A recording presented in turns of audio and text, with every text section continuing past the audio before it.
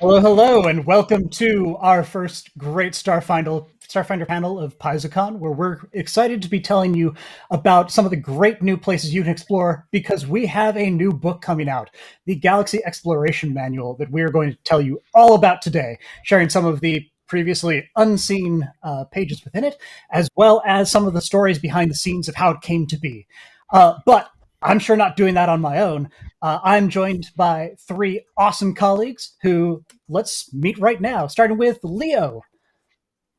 Hi, I'm Leo. I'm the managing editor at Paizo. I'm super happy to be here to talk about the Galaxy Exploration Manual with you today.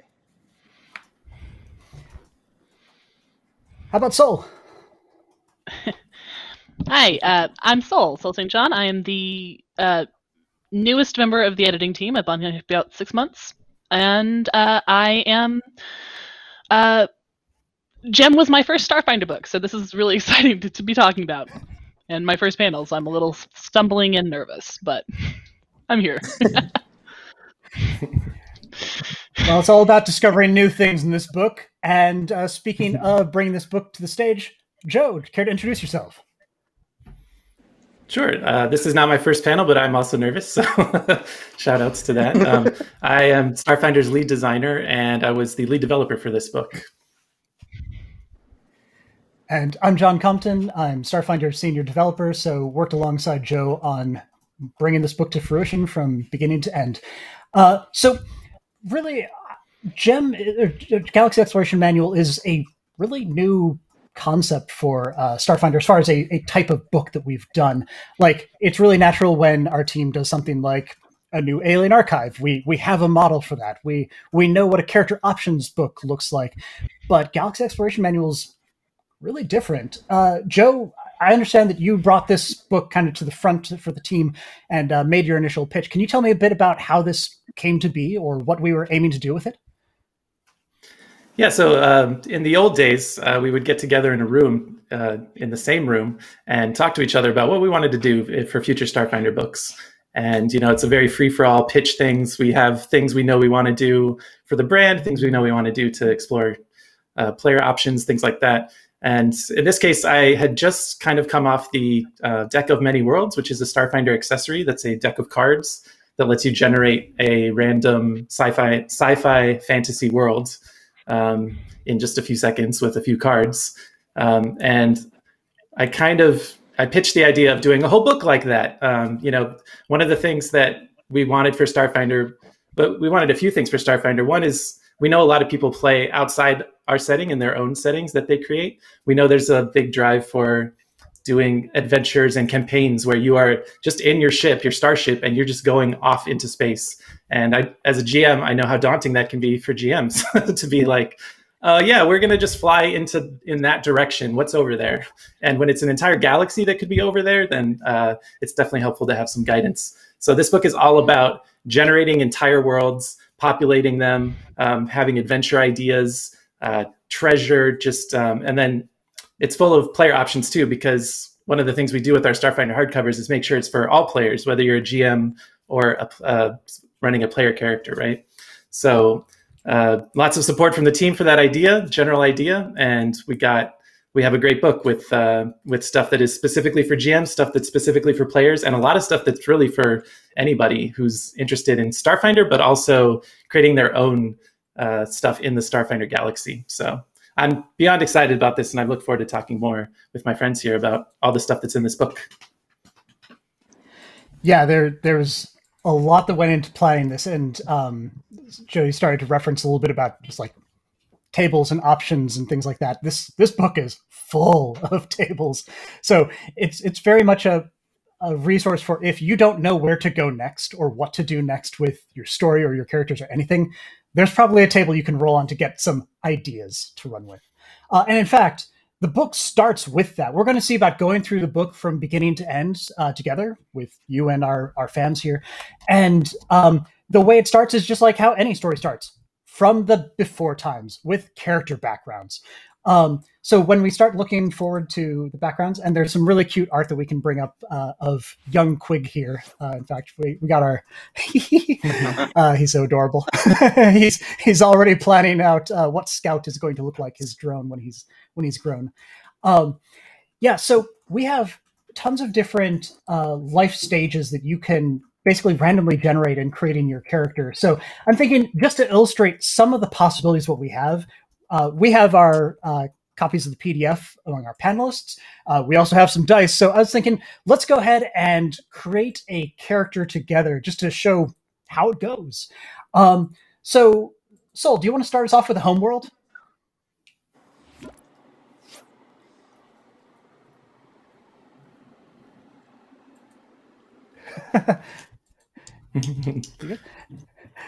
Apologies, having mouse trouble, but yes, sure, I can start us off. I love this because I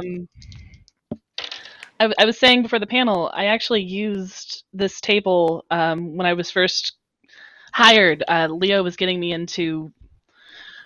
Leo proposed that I play through a Fly Through or Die campaign that he was DMing to learn the Starfinder setting and the rules and everything.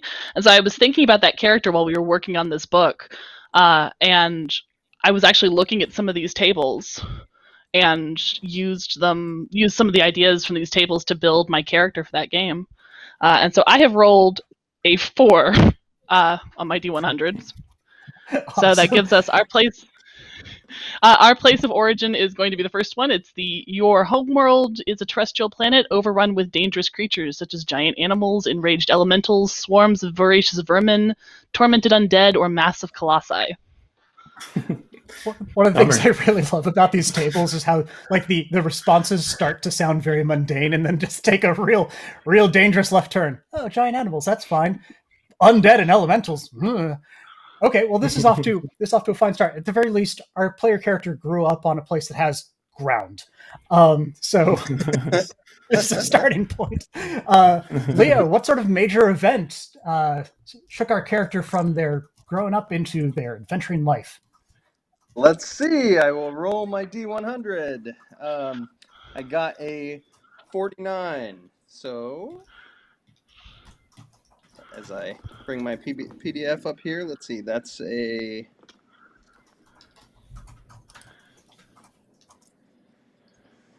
There we go. You spent time with someone who inspired you to follow in their footsteps, such as a crime lord. Ooh, I like that. Doctor, musician, or war hero. You idolize them whether they deserve it or not. So we have an infatuation with the crime lord. And I just to, I guess, give a quick anecdote as we compile that.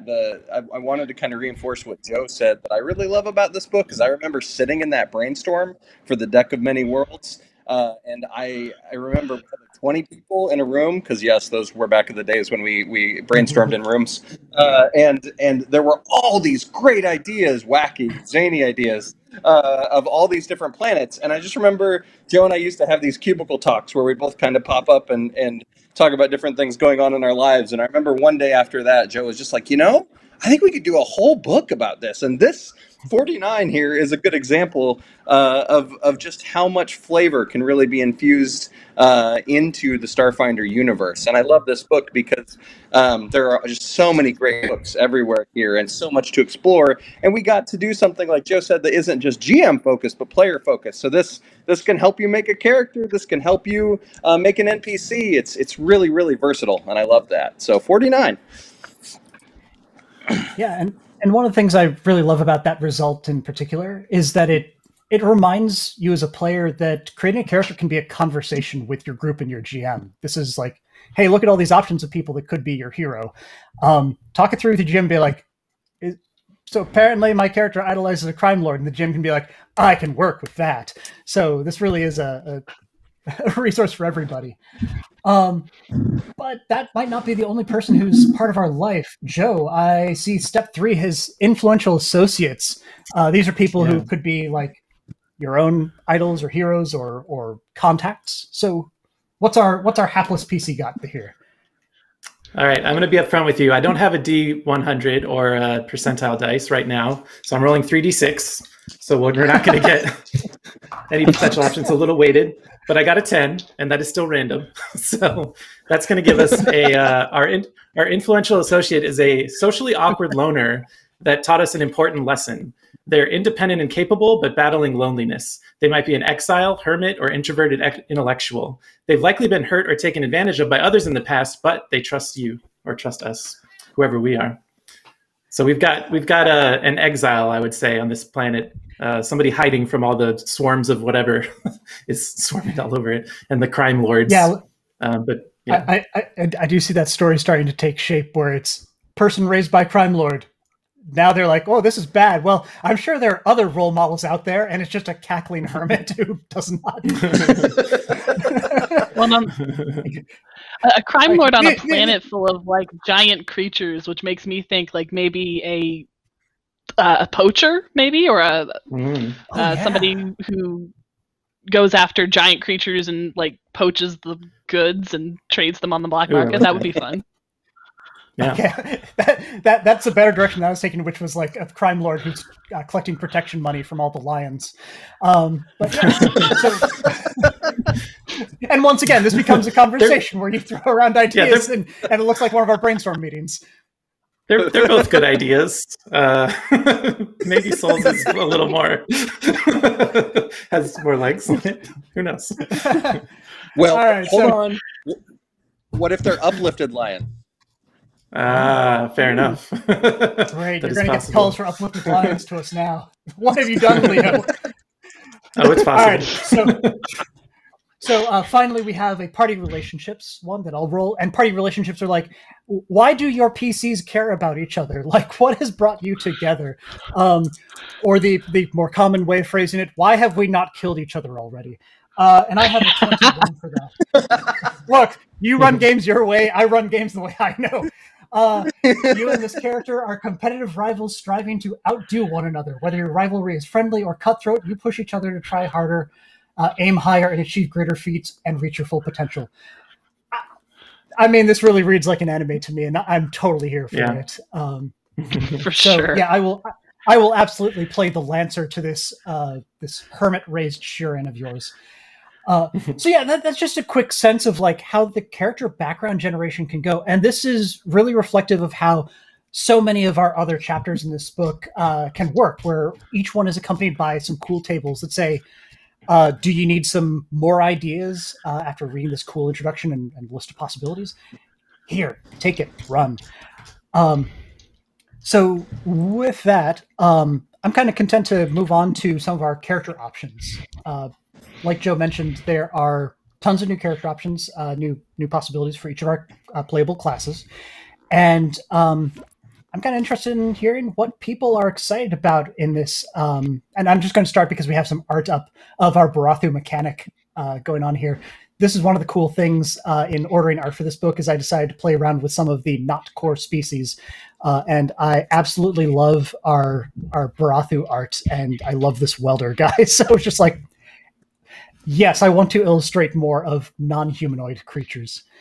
The Barathu, or the mechanics in this case, have a couple of things like being able to create stuff on the fly out of just random scrap in case you're crash landed and need to turn your starship into a flamethrower. Who else has some cool stuff that they'd love to talk about? So you kind of mentioned there, like if you crash land on a planet, what are the themes of a lot of these player options? Because we have player options for all 10 classes. I say all 10 that exist as of right now. Hint, hint.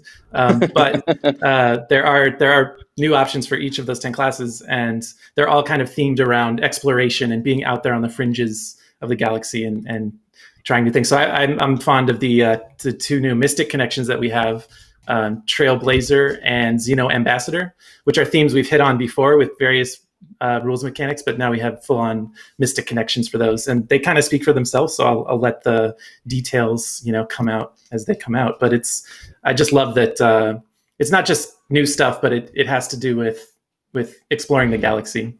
Go figure. In the Galaxy Exploration Manual, who could have guessed? Surprise.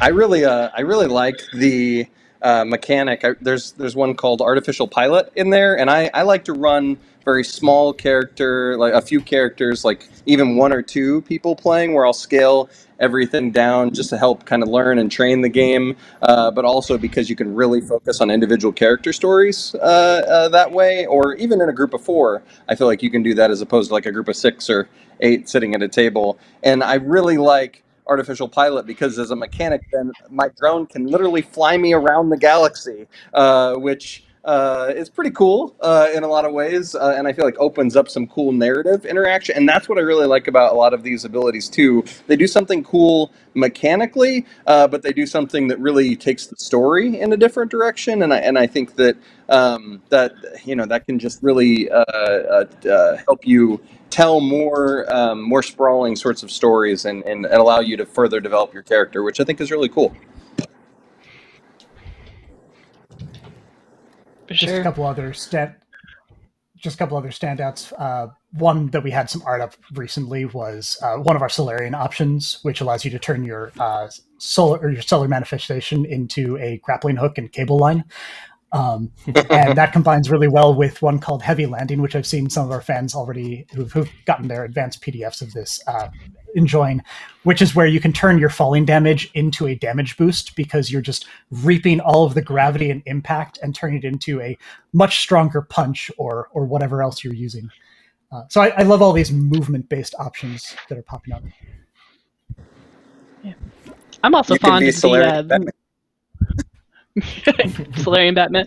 I'm also fond of the envoy improvisations. Like there's one in particular that I could see the perfect insult improvisation. I could see building an entire character around somebody who just that's their specialty is standing back and just analyzing whoever they meet and then finding just the perfect cutting insult to just cut them down and get the job done. And for a little bit of detail to the fans, this is allowing you to basically use your culture skill as a weapon to debilitate your enemies, because you know exactly what's going to piss them off. Yeah, so tons of cool options in here. Also, just to quickly touch on it, we also have a whole bunch of equipment that shows up later on as well, because what is an exploration book without the the crampons and the jetpacks and the floating backpacks, etc., that are going to help you not die on that terrifying planet that you have been sent to explore. But speaking of terrifying environments, a huge portion of this book is really about the environments themselves. We introduced all of these biomes in brief in Starfinder earlier, but Joe, I understand that this book really fleshes these environments out. Can you tell us a bit about the biomes? Yeah, absolutely. So there are 12 biomes in this book, and a biome is something like a desert or forest or even airborne. We even have weird as one of the biomes for the stranger worlds that might be undead or like living planets or something like that. So there's a lot of variation there, and each of these biome sections comes with a lot of details for players and GMs again that help you explore worlds that have those biomes. And so you might have a desert planet, or you might just be in the desert part of a specific planet, right? And you want to know, what's it look like? We have that in the flavor text. You want to know what are adventurers who are from planets like that like? When you're building your own character, you're doing your origin story. You can also dip into the biomes and say, well, I'm from an aquatic environment. What's that look like? And then you'll get some ideas there.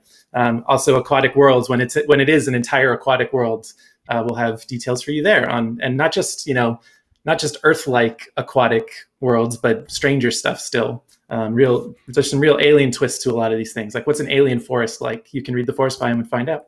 And then on top of that, we have our tables, of course. We have a toolbox in each biome, each of the 12, which has inhabitants. So not only people who might live there and have cultures and cities and who might talk to you, but also threats that are appropriate to those environments. So those are great for GMs that are trying to populate. It's like, oh, we just landed in a forest. Who's there? What's there? Well, we have tables for that. There's also adventure hooks, and those are all themed to those biomes as well. So we have forest-themed adventure hooks. We have subterranean adventure hooks.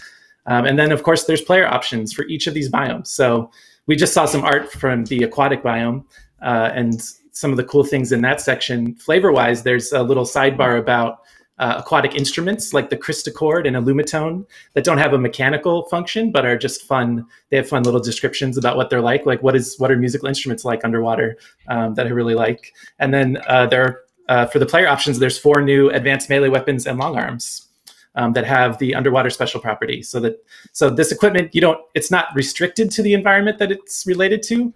You can use it across the galaxy, but it's thematically tied to it. And then the other piece of art I think we have for this is marsh biome art. I think it might be Obadiah struggling, or is it? Yeah, it looks like it. Struggling with some vines in a marshy environment. And this section, in addition to all the things that I just said, the inhabitants table and adventure hooks and stuff, it's got 3 new feats, including Silt Shield, which I'll let John talk about. I think, John, you're pretty familiar with that feat. Yeah, and just to enjoy the art for just a quick sec more, also, one of the things that's fun to notice about all the artwork in this section is that each one of them features one of the iconics undergoing some sort of environmental, usually trauma, where it's like, where Zamir is like checking out his comm unit and panthers are about to eat him, or in that case, Obadiah has crash landed on a marshy area and is having none of it. The Silt Shield feat, though, that Joe referenced, is a feat that allows you to say, wow, I sure am in an area with dirt and mud. What if I just slather myself with it? But I'm good at doing so. So it lets you like camouflage yourself in natural environments and basically pull a predator moment. And you can get to the chopper all you want, but in this case, you can do so with a higher miss chance when you're in concealed terrain.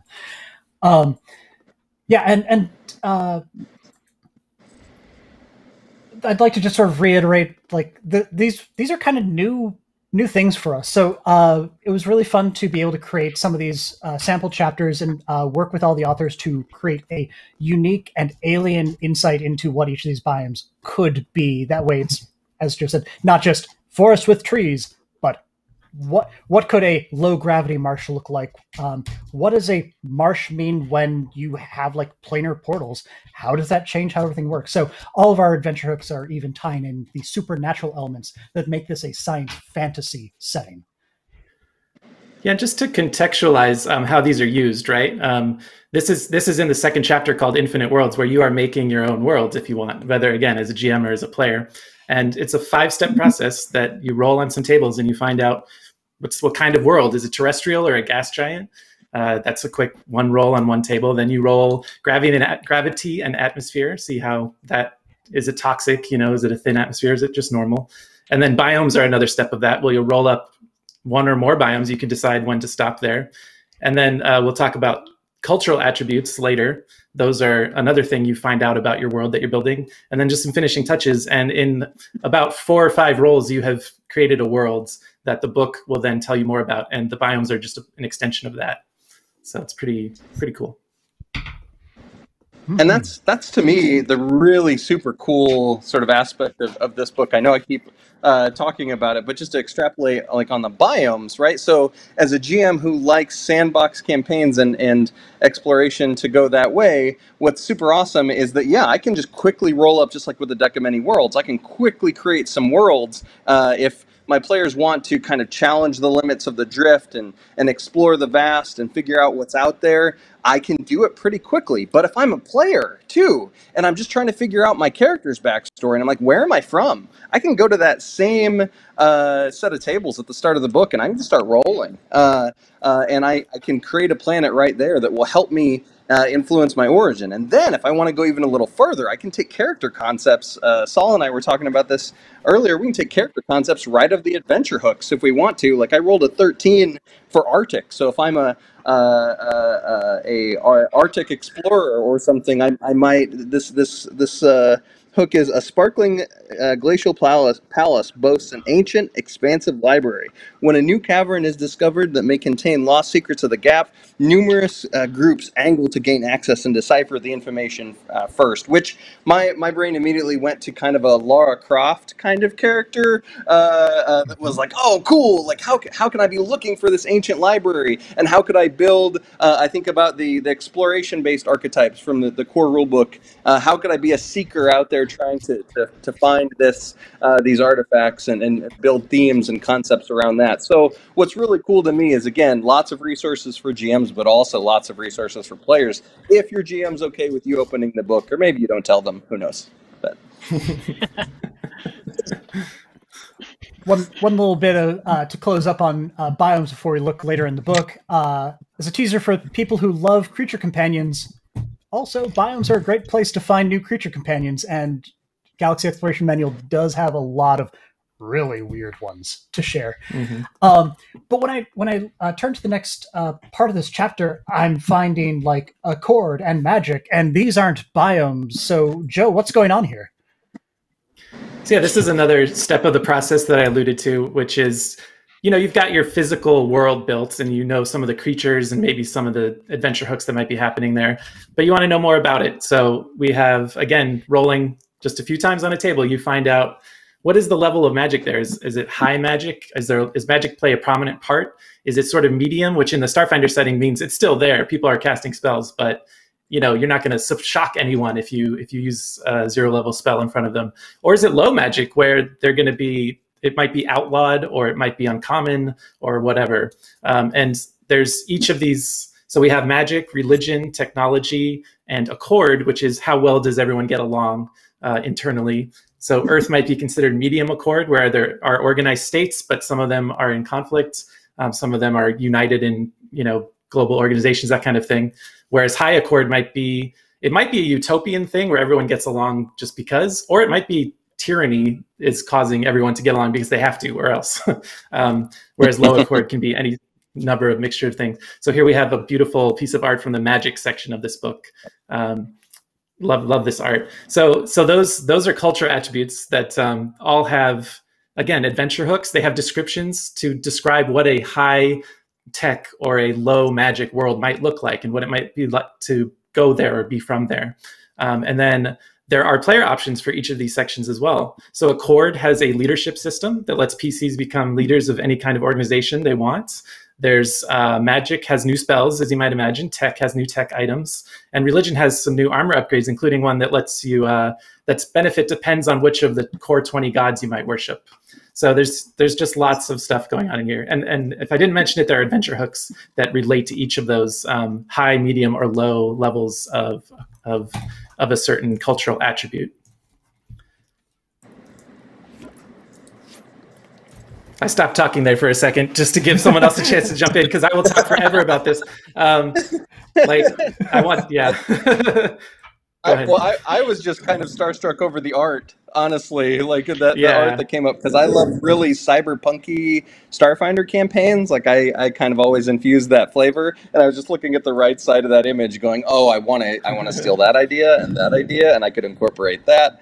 So that's what I was doing there. I was a little starstruck. John, that's one of my favorite pieces in the book, because it's one of my favorite pieces in the book because it really is great in terms of melding the weird and the cyberpunk and the strange. It's one of my favorite elements of the Starfinder setting.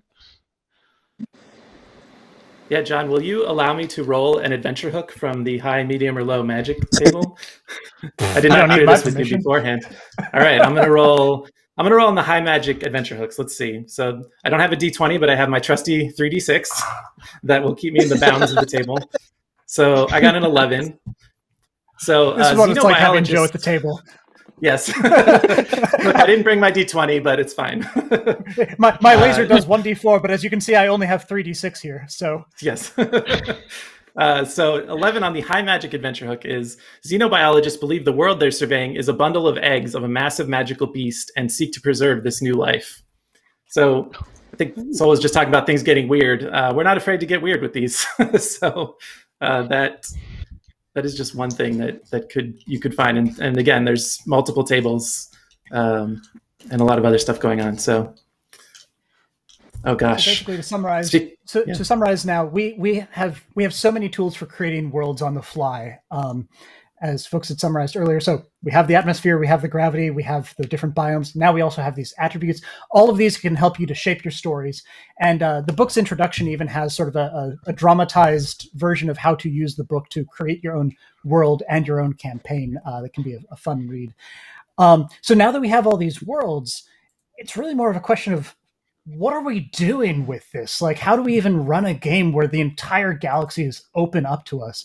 And that's where I think the following chapter really comes into its own, because this is about running one of those open-ended sorts of stories, a chapter called Sandbox Adventures. Who's excited? I'm excited. Absolutely. Take us away.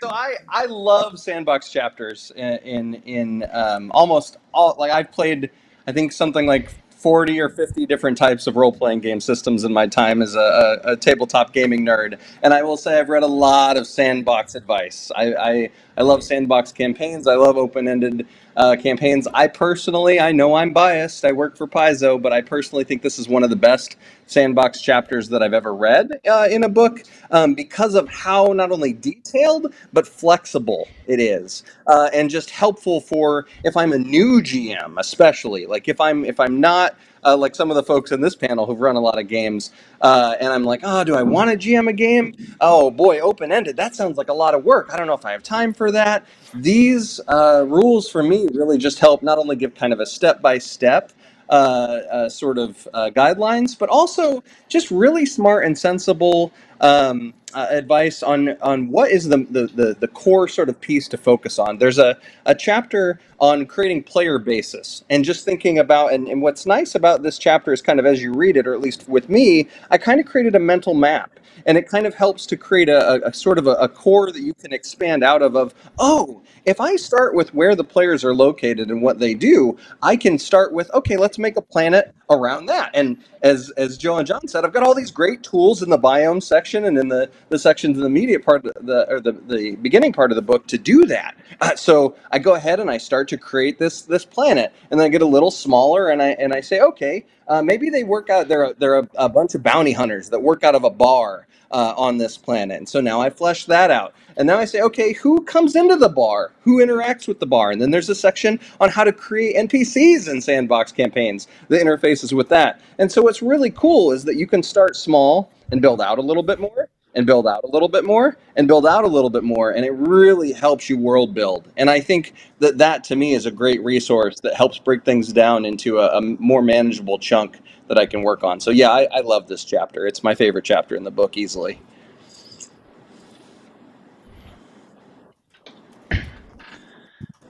How about you, Sol? What excites you about Sandbox Adventures?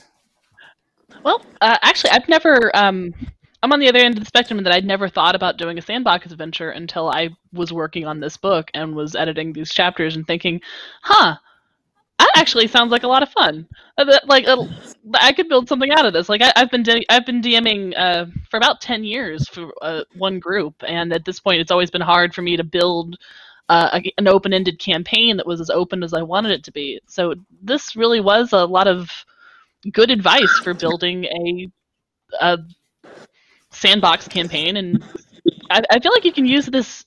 Like, obviously, it's perfect for Starfinder, but like I could also see using it for a Pathfinder campaign or one of the other systems I run. It's just good advice and good rules for building your jamming skills. And just to give a little bit of structure as to how this chapter is built, in addition to providing you all sorts of great advice, alongside that, the book is giving you a way of creating a sample area and sample campaign. So it'll introduce a concept and it'll say, let's go through this together. Because yeah, sometimes creating a sandbox adventure or a new place is not intuitive. And we want to make sure it's as easy as possible. And that means showing off how to do it. Yeah, one of the cool things is that this was written by our one of our Adventure Path developers, Jason Tondro, and then it was developed by our other Adventure Path developer, Jason Keeley. So you have some real experts like giving you the straight dope on what to do when you want to do this. Like, I can't think of anyone better, right? Except, Ron Lundeen maybe, who also pitched in on talking up some of the ideas that ended up in this chapter. So it's like a masterclass, and we were lucky to have it. So pretty excited. Yeah. And that deeper secrets section, I love it because it's like, okay, how can I sprinkle in some intrigue? Because I as I said, I like cyberpunkish sort of stuff, but I really like intrigue and letting players dig in. And so as I talked about, like making that core and then those sections around it, there's also advice on how to make that a little bit more insidious. What's going on in the bar that might underestimate the players or undermine the players. What's going on in all the connections outside of on this planet that's a threat that could be an immediate adventure hook. And again, because you've got tons of adventure hooks in the back of those tables too. We haven't talked much about those, but we've got all these great adventure hooks in the back that allow you to roll up ships and spells and all sorts of cool ideas. What's great about that is that I've got tools right there that I can kind of link this. And so as I come up with secrets that, hey, maybe I want to help the players explore my answer to the gap. What is my version of what happened in the gap, and we want to explore that. I can lay some of those secrets and infuse them easily into all these components. So yeah, it really is a masterclass, Joe. That's a great description of it.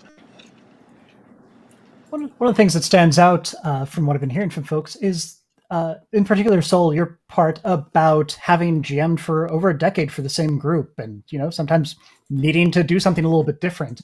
Really, the next part of the book that stands out to me from what you said is this part about subgenres, where you take something familiar and you say, how am I going to twist this game into a slightly different theme or a slightly different setting to fit the story that I want to tell? So can you tell us a little bit about these subgenres? I understand we have some really fun art of Navasi experiencing one of the subgenres in particular. Yeah, absolutely. It is basically the subgenres. Oh, we all love this art. This is one of everybody on the other team was a big fan of this space western art, and we do have they're more like the chapter on subgenres is more like write-ups on how you can tweak the Starfinder setting or your new setting to fit in not just space westerns, but also military sci-fi, cyberpunk, hard science fiction, high science fantasy. So those are interesting skewing of the various elements. Planetary survival, post-apocalyptic. There's lots of fun ideas in here. Time travel. I forgot about that one. Time travel is a really fun idea.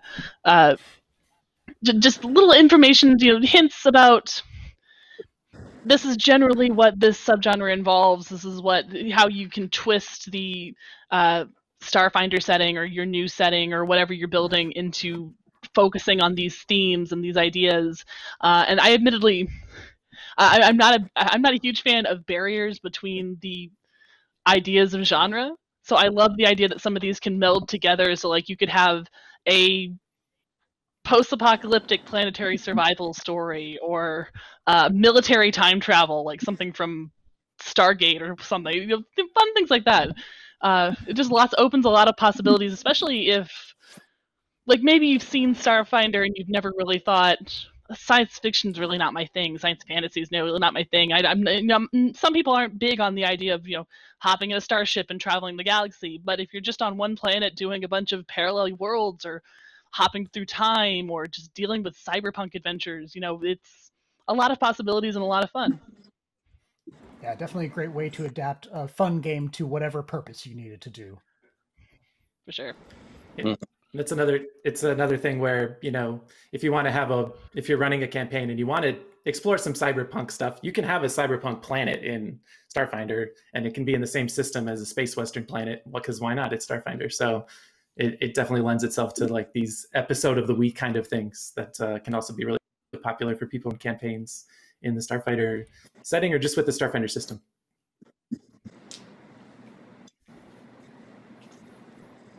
Just to reiterate one of the earlier points, as Leo brought up, we have so many tables in here. So once you do choose your genre and you just need a random settlement, you need a random NPC or random treasure, we have so many tables to help you generate that and fit whatever it is that your players have thrown at you as a curveball.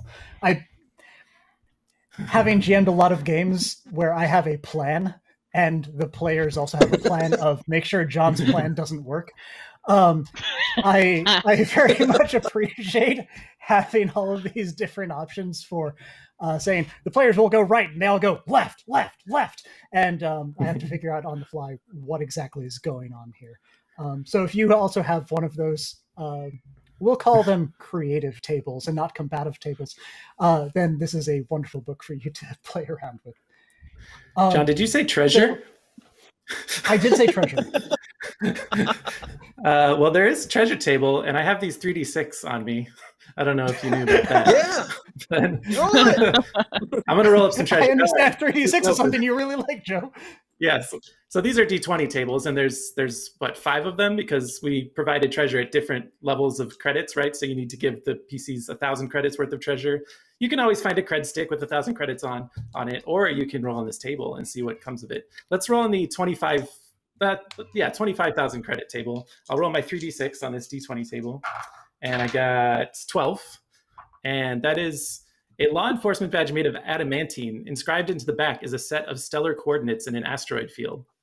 So a lot of these treasure items end up having weird implied stories of their own, and can be adventure hooks, really, or even like lead to entire campaigns.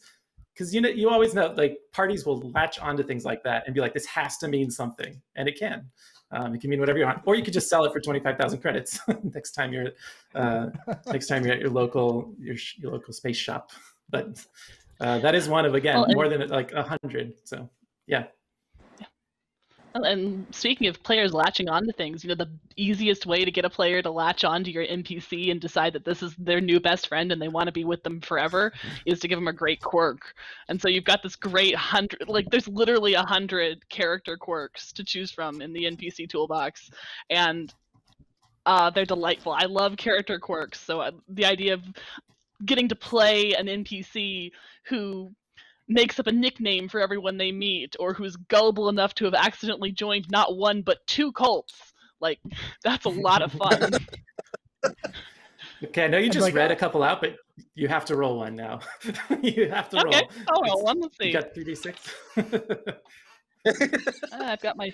Okay, these tables use percentile dice, not 3d6. Yeah, they do use percentile, and I do have percentile dice. So I rolled a 76. And entry 76 is very contrarian and loves to argue, even when they agree. I've known people like that. I think I don't went know through who that you're phase in talking high about. school. I don't know anyone. No, you don't. I think I went through that phase in high school, so. Nice. All right, I'm sorry, John. I'll stop yelling roll things. I'm just excited about the tables. I'll put my 3d6 away. Did you have something you wanted to jump in with there, Leo?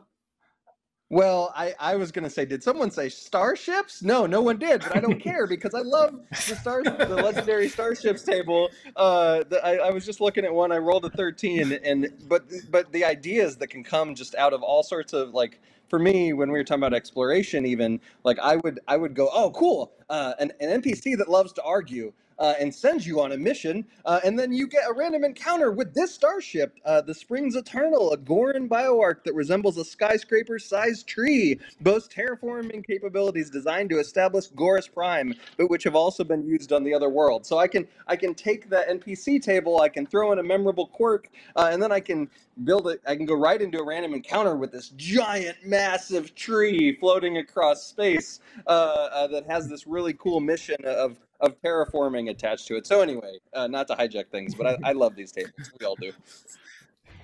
Yeah, and the other useful one in the starships is the starship name table, where, like, your players are like, we're going to go off and we found this wrecked starship. What's it called? It's called the Dancing Vision, and you just keep going. It's a very useful tool for the DM. So we have the benefit of being able to look at all these cool tables and answer all of our own questions about what Galaxy Exploration Manual has to provide. But at this point, like, a lot of our audience doesn't. So I'm hoping that we can start to get some questions in chat, and we can see about answering those here. So first one I see from R.A. Lamort is, did this book have a hand in creating Band on the Run? I'll hazard a guess of probably not directly, but yeah, I think that was sort of its own brainstorming meeting. Yeah. There's some band on the run in here. I'm the editing lead on the Starfinder one-shots, and there's some band on the run in here, though. I will say in that, or there's some Galaxy Exploration Manual, rather, in band on the run, in that I do think the NPCs and sort of the, like, what's really cool about the way that I see Starfinder Adventures developing is as we add more and more material, like the Starship Operations Manual, as we add the Character Operations Manual, as we now add the Galaxy Exploration Manual, as I think about all these new options and cool things, you do see the characters flesh out and sort of continue to expand and add. And I think about some of the encounters that are in Band on the Run. There's as we talk about, this isn't just a combat book. This is an exploration book. And there's a really cool encounter that I won't spoil in Band on the Run, but let's just say that it maybe channels some Bill and Ted's adventure sort of stuff, where you can kind of use music to take it to your enemies. As I think about that, and I think about some of the quirks in this book and some of the tools to build NPCs, I definitely see an influence there. So yes, while they were separate brainstorm meetings, I do see some things that we definitely have in this book in Band on the Run as well. All right, got a question from Folkland. Somebody mentioned Stargate. Any gate travel options in this book? Gate travel. Anything come to mind for you, John, from the class options section in particular? There's a little bit in the Witch Warper, I believe, which has some art of an android Witch Warper hopping dimensions. So there's a little bit of like portal jumping there. If you like portal stuff as well, you might also want to check out Near Space, which has I think, what was it, Tefenthel? Is that the one that has all the portal jumping societies? So there are some of those, but I don't remember too many specifics of portal technologies in Galaxy Exploration Manual. But there are many adventure hooks that could really easily be adapted to it. Yeah, there are a lot of adventure hooks here, so almost anything you can think of might be in here. There is one feature of this book we haven't even mentioned that I know Leo is excited to talk about that we might, if we can squeeze it in between questions, we might mention. But I leave that to you, John, your discretion. Maybe we don't mention it at all and you just have to find out. I don't know. Oh my gosh, buying the book to find out what's in the book. So I see one from Torden341. Was this developed with the deck of many worlds? They feel very much like companion products. They're 100% companion products. At the beginning, I was saying that this was sort of a natural extension of the deck of many worlds and you can use them together, right? You can take the world that you generate with the deck of many worlds. You absolutely don't need it for this product at all because everything you need to make a world is in the book. And we do have a little sidebar in the book that tells you this. You can make a world with the deck of many worlds, which will tell you exactly what kind of technology is it, high, medium, or low. It'll tell you all your cultural attributes and your biomes. It's also the biomes work with it. So you can take that information from the deck of many worlds world that you built and come to the book and find out a lot more about your worlds. So it's just, I'm super excited about it. I'm going to be making worlds nonstop after I get my physical copy.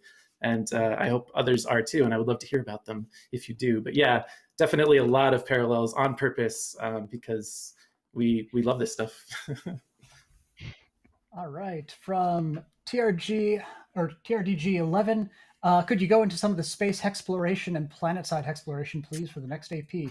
I think that we're going to be seeing a little bit of that, in fact, in Horizons of the Vast.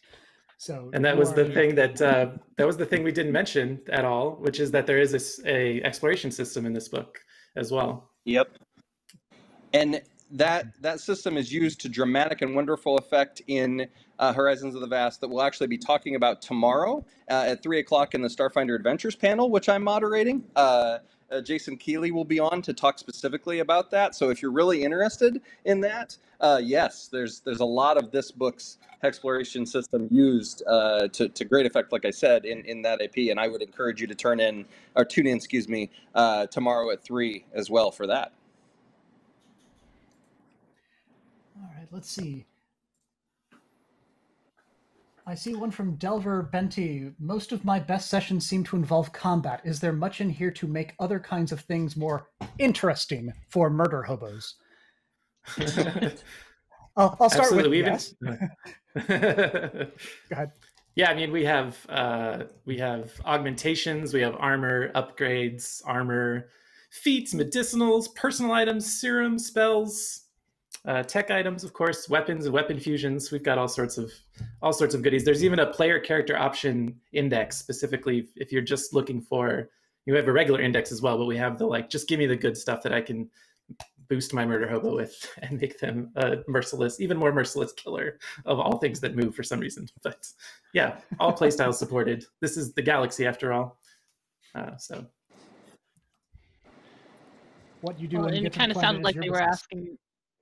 It did kind of sound like they were asking if there was ideas to coax people out of that, or could enjoy in addition to. In which case, the exploration system, I really do have to double down that the exploration system is great, and I can definitely see that intriguing and catching the attention of people who've mostly been focused on the combat system, because it's usually what's developed first in an RPG like this. But the exploration system, I think, will definitely win people over in that regard. Oh yeah, my bad. Totally misunderstood that question. Thank you for clarifying. So I have one from No Direction. Can you explain the outline system in the campaign section on page 137? It looks efficient. This is the Alkite map that we were talking about a little bit in the pre-show, in fact. Anybody want to jump on that? I love this map. I love Alkite. I love everything we've done here. So if it's okay, I'm gonna.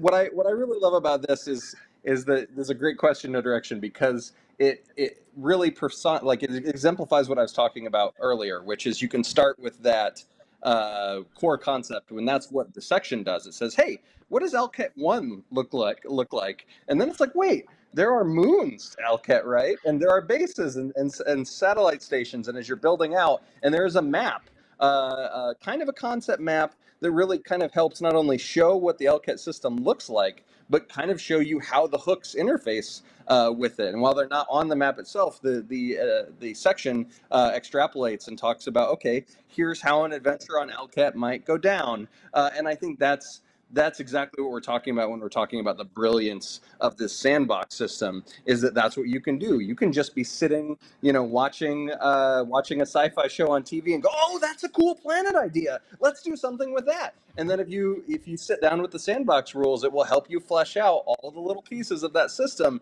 that will really help you, that you can integrate immediately into your adventure. And I think that's just super cool, because I'm a notebook person. I'm a person who scrawls ideas for planets and NPCs all the time on Evernote, especially on my phone. Ashley would be like, what are you doing? Are you Facebooking? I'm like, no, I'm sorry. I just came up with an NPC idea. And so what's super cool is you've got real tools to do that. So yeah, that Alkite map gets me super excited.